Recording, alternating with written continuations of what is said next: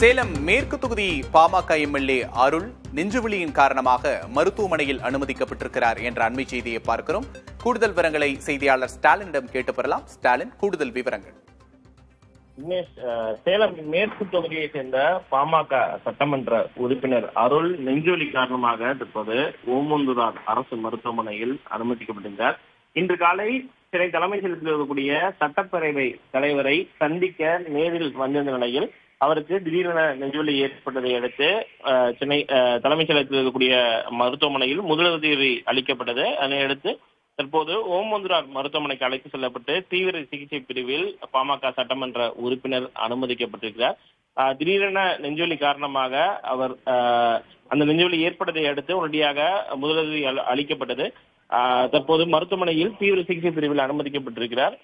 நாளை சேலம் மாவட்டத்தில் பாமக தலைவர் அன்புமணி ராமதாஸ் தலைமையில் மாவட்ட பொதுக்குழு கூட்டம் நடைபெறக்கூடிய ஒரு சூழல்ல இன்று சென்னை வந்திருந்தார். இந்த ஒரு சூழல்ல தான் அவருக்கு நெஞ்சுவலி ஏற்பட்டதை அடுத்து தற்போது மருத்துவமனையில் அவர் அனுமதிக்கப்பட்டிருக்கிறார்.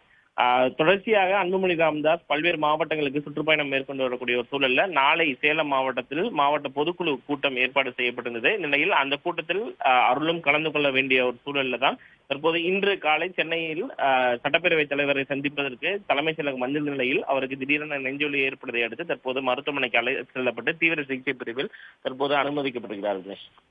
கூடுதல் விவரங்களுக்கு நன்றி ஸ்டாலின்.